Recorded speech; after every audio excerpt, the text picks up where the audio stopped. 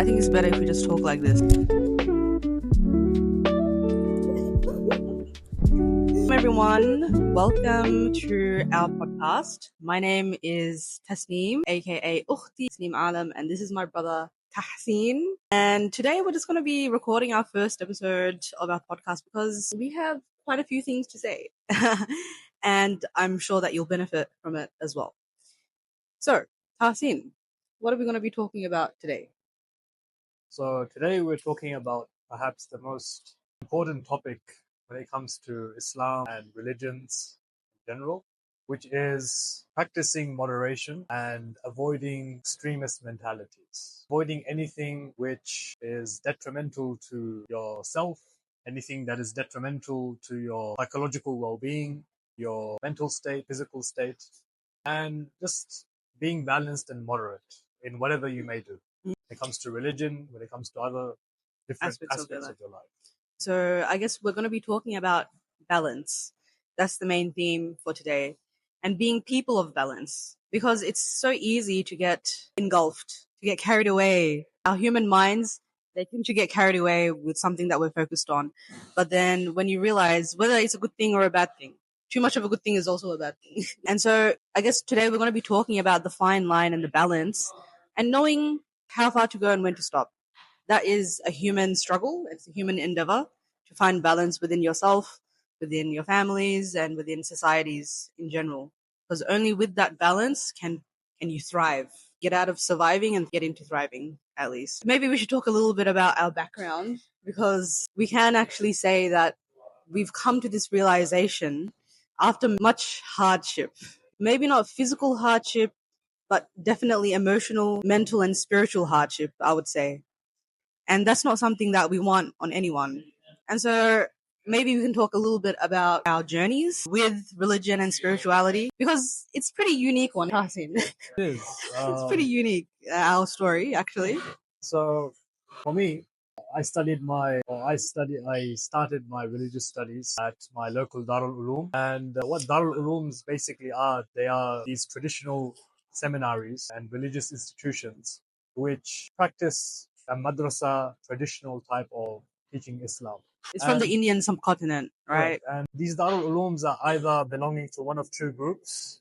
If they're from the subcontinent, it's either Deobandi or Brelwi. And the school that I went to was basically, the teachers were from the Deobandi mentality and mindset. And they had a course of Sharia program for about 6 years.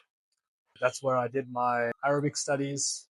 I did my Hanafi fiqh studies, Usul al-fiqh, legal theory, Usul al-hadith nomenclature, as well as studying the major canonical works of hadith. And that's where I did my initial studies. Later on, then went on to do specialization studies with other different teachers. So I gained my ijaza in fiqh from a teacher in New Delhi. So he granted me license and ijaza to give fatwa. And I also then... So basically you're a mufti, eh? I have to use the title because the title gets a bit confusing. I know. If you use the word mufti to subcontinental people, they understand it. Tisab, please come to my house. I cook biryani for you. If you go to an Arab and you tell them I'm a mufti, they'll probably slap you in the face. They'll be like, what do you mean mufti? Did you graduate from Azhar University? No, because it's how in the subcontinent they're producing muftis, factory machine. Engineering students. Factory machine. They're pumping out every month, every 3 months, every 6, every 1 year, every 2 years. So quality is gone without the quantity. And obviously, with that much number, the quality of the muftis is basically down the drain. As for in the Arab world, mufti is an honorary title. It's often given to scholars by the government. It's a high-ranking position in which... It's extremely high-ranked, right? Because you're literally giving fatwas that will change the whole economy or the country. Grand mufti sort of thing, communities. Like the word mufti, it holds title and weight. You cannot get that title except if you put in 10, 15, 20 years of work.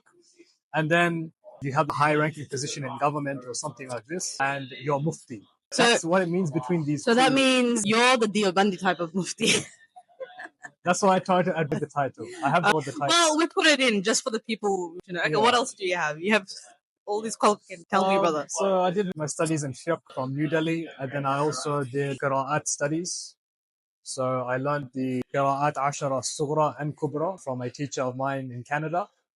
So what was his name? Sheikh Osman Oh, is that? from Critical World. Oh, yeah. And I then did studies with Sheikh Yunus Ghalban and Sheikh Misbah, who have the shortest chains to the Prophet ﷺ for the Sab'a Qira'ah, the 7 Qira'ahs, and then the Ashra Qira'ahs too. And alhamdulillah, I had got the chance to study Qira'at in quite some depth because I was always very confused as to what multiple recitations of the Quran. Alhamdulillahi Rabbil Alameen, Ar-Rahman Ar-Rahim, Maliki Yawmiddin. Ar-Rahman Ar-Rahim, Maliki Yawmiddin, Maliki Yawmiddin. إياك نعبد وإياك نستعين اهدنا الصراط المستقيم صراط المستقيم صراط المستقيم صراط الذين أنعمت عليهم وغير المغضوب عليهم ولا الضالين. Right? You can read Surah Fatiha in all 10 ways like this. Right? Okay. So I did these studies in Qira'at, and then I studies in Hadith, Usul al-Hadith. And I would actually say that Usul al-Hadith, or Ulum al-Hadith, more broadly speaking, the sciences of Hadith, is actually my passion. I'm very interested in how early scholars like Al-Bukhari, Muslim, Daraqutni, Yahya ibn Ma'in, Hanbal, Ali ibn Madini, these high-ranking A-grade hadith scholars, how did they authenticate hadith? How did they weaken hadith? And how did they just know off the top of their head this hadith is fabricated, this is not authentic? So is ulum al-hadith and is ilm al-rijal inside that as well? Yeah, correct. Because in hadith studies, there are multiple different sciences. So many different sciences, right? So those are your traditional studies that you got from many different scholars around the world. You also have academic studies as well under your belt. Because I'll tell you about my education as well in a bit. But we come from a family of education. Always valued that. So, we needed to get the bachelor degree as well. You got the university. So we both went to a university called Charleston University. And they have Islamic studies like department or section. In Melbourne, it's called ISRA. In Sydney, it's called CSIU or something like that. Yeah, SISAC. So after I also did this Sharia course, instead of calling us alimas, they called us kitab students. Having the ilm is totally different from learning the kitab. So I also did this alima course, and alhamdulillah, very passionate about the Arabic language. I did it from my own passion. And I remember studying Bukhari and Muslim and Hidayah and getting really nitty-gritty into all the fiqh rulings from centuries ago, and having that Yobandi, like Dars Nidami type of learning and teaching. A lot of rote learning and teaching, not much critical thinking and relevance. It's because, the whole point is to basically give you knowledge and not really question. And you know what? That's a fine start. That's okay for someone to start with. Fine, learn one discipline properly. But then the problem is when you don't continue on, when you don't question a little bit so that you can search for more. If you're just happy with the status quo and whatever knowledge has been given to you, then you're going to have a very static idea of what Islam is and how it should be practiced, or if your outlook and aspect on life. Anyway, so I did that course as well. And I was very passionate about it at the time. There were a couple of things that I didn't agree with, but at that time you don't really question.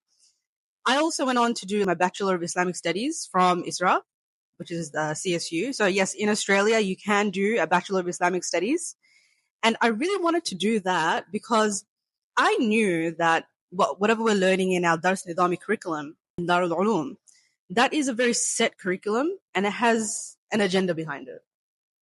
Would you say that? Or not an agenda, but it's a very set curriculum.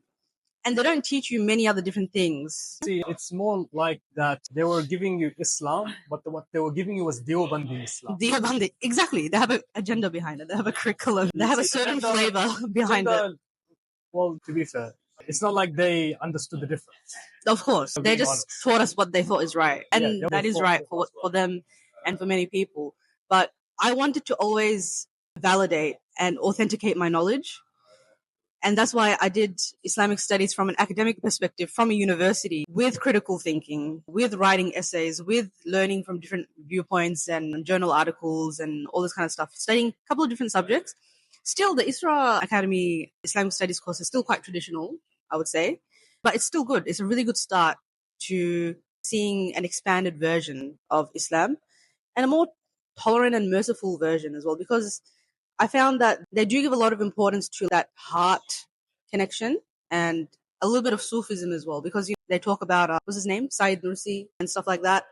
So reading his works, it's really good. So I did Bachelor of Islamic Studies, and then I did Masters of Classical Arabic. Tahsin also did it as well. Yeah, so But then Masters in Islamic Studies and then another Masters in Classical Arabic. So basically, we are quite well versed in the Islamic sciences, not to Ibn Hajar's level, of course, but we know a little bit and we'd like to share that with you. Now, what has our experience been in terms of moderation? Going back to the topic of today's talk, moderation, extremism. What was your experience in terms of that? To summarize, basically the perspective of today's podcast or discussion is that there's a famous hadith in Sahih Bukhari where the Prophet ﷺ said that Inna ad-deena yusra. Verily, the deen is ease. وَلَا يُشَادَ الدِّينَ أَحَدٌ إِلَّا غَلَبَ. Right? And nobody follows the deen with strictness, right? With absolute severity. Must get this done. If I don't get this done, there are punishments awaiting me. I'm going to burn. And I need to punish myself for that as well. Right? I need to suffer. If I'm not suffering, I'm not doing something right. وَلَا يُشَادَ الدِّينَ أَحَدٌ إِلَّا غَلَبَ. No one has this mentality and adopts this struggle mindset and this suffering mindset and this very strict mindset, except that the deen will overtake and overpower a person. فَسَدِّدُوا. So follow the right path. Be moderate. Follow the right path. وَقَارِبُوا. And seek closeness to God. Because that's the ultimate objective of Islam and deen. فَسَدِّدُوا وَقَارِبُوا وَأَبْشِرُوا. Spread positivity and glad tidings. Bushrakum al-yawm. Okay? We just want to have bushra, which means to be happy and joyful and give glad tidings. Bashiru wa la tunafiru, right? Yeah. And then Right? وَأَبْشِرُوا wasta'inu. وَاسْتَعِينُوا بِالْغَدْوَةِ وَالرَّوْحَةِ وَشَيْءٍ مِّنَ الدُّلْجَةِ. And seek help through worship, a part of the morning, and in a part of in the evening, and at a part of night. So the main key takeaway from this is that the Prophet ﷺ is telling you, وَلَا يُشَادَ الدِّينَ أَحَدٌ إِلَّا غَلَبَ. The Prophet is warning us that if you adopt a strict mindset, a very dogmatic mindset, Black and white mindset. How I interpret things must be this correctly. There is no other interpretation. There is no other way to read the hadith or read the ayah of the Quran. There is no other way to interpret the fiqh behind this ruling. There is no other way but my way. This mindset leads to وَلَا يُشَادَ الدِّينَ أَحَدٌ إِلَّا غَلَبَ. The deen will overtake you and overpower you, and it's just and it goes straight to extremism. Spiral downwards. Yeah, it goes straight to extreme. It's because religion is supposed to be a spirit-based thing, right? Spiritual. But then religion is your connection with God. Exactly. It's a spiritual thing. But then when it becomes about me and my way, then it becomes an ego-driven thing. And when you let your ego take over, whether it's in anything, but the craziest thing is when ego takes over when you're practicing religion, the very thing that's supposed to make you spiritual. Then that's supposed to kill your nafs. The very thing that's supposed to kill your ego, you let that ego take over you. And then you use that, then that's when extremism comes. How do you, there are a couple of extremist ideologies here in the world right now. And that's crazy because it's always been there since the time of the Prophet Muhammad ﷺ as well, right? Sure. And he literally gave us a prophecy about extremists. And what are they called in Arabic? So the Prophet ﷺ, he warned us about the first group and the first sect that will emerge in Islam. Yes. This sect was called the Khawarij. So just to give context to this, the Prophet ﷺ said that there are going to be how many groups? 70. That's not authentic hadith. Oh, it's not authentic hadith. Yeah. See, I'm learning something new. Who made up this hadith then? This is like a hadith. My ummah will be divided into how many groups? 73 groups. See, it's not even an authentic hadith. If you actually count it, it's more than 72. 100%. It's like 1,000, maybe over the past 1,000 years. Yeah. Of course, every single community went into their own ideology. But anyway, fine. So the Khawarij, right? Khawarij, there's a actual hadith. So kharaja in Arabic, kharaja means to go out, to exit. And Khawarij, plural of Kharij, I would say, is people who have gone out. And the hadith says that it's as if they are an arrow that has gone out. It's gone through its target. Exit Islam, just like an arrow goes through its target, exits the target. Because that means that they're exiting true Islam, which is Islam in Arabic means to surrender, you know, to submit with peace. They have gone out of that boundary, you know, out of that mentality and into something else, into the extremism that they're talking about, that they so ardently believe in, so much so that they're ready to wipe a whole civilization out or to go to extreme measures to make sure that their ideology is the dominant one. It's all about domination, you know? Yeah, and we saw this with the Khawarij. The reason why that was so dangerous is because they were bloodthirsty. They killed and massacred Muslims. They called them kuffar and just killed them. That literally is happening. That happened literally 50 years ago, right? It's happening right now. Muslim groups excommunicating, takfiring, calling other people kafir and killing them. For what? Legit. For what reason? Anyway, can you tell me more about the Khawarij in the time of the Prophet and at the time of after the Prophet's death? Because that was a very politically and religiously very sensitive time because the Prophet just passed away, right? So you know that Abu Bakr became the Khalifa and then there was the Khalifa succession. The Shias believe that Ali was supposed to be the Khalifa, so there was a division in that way. We're going to get more into that in depth later. And then when did the Kharijites, the Khawarij, when did they appear officially? So they started in the time of the Prophet. And there's a famous hadith where the Prophet, he was once distributing some wealth that came to the Muslim lands, to the Muslim hands. And he was doing the division, the divi. And this guy comes and says, "I'adil ya Muhammad, فإنك لن تعدل." Oh Muhammad, be just. Right? Yeah. Be just because you are not being just in your division. Now, this is blasphemous, obviously. How can you tell the Prophet of God he's not being just? Right? So Umar radiallahu anhu naturally said, let me kill this person. Let me off this guy. Let me execute him. Because what he said was blasphemous. Let me jump him right now. Right? What he said was blasphemous, and it's taken as, you know, we'll get into this discussion of blasphemy laws and these things, and how what basically you're dissing the Prophet. How dare you? Okay, what happened after that? And then the Prophet said, leave him be. If you execute him, then people will start saying Muhammad's killing his companions. Right? So don't do that. Then the Prophet said that from the progeny of this man is going to come the Khawarij. And these people, you will compare your salah with their salah. And you'll think it's nothing. They'll be praying so much. They'll be praying better than you. You'll be looking at them and saying, oh my God, this guy does 1,000 rak'ahs a night. At the expense of what? Right? Yeah. And you'll be comparing your Quran recitation with theirs. You read 1 page. They read 1,000 pages. Right? But the thing is that it's all superficial. Right? The Quran, the Prophet said, this was his verse, La yujawizu taraqiyahum. That it didn't, the meaning of the Quran did not actually enter into their hearts and minds. They're so obsessed with the surface level of it. Correct. The Qur'an tajweed, the Quran competitions, and the beautiful mushafs and the beautiful mosques.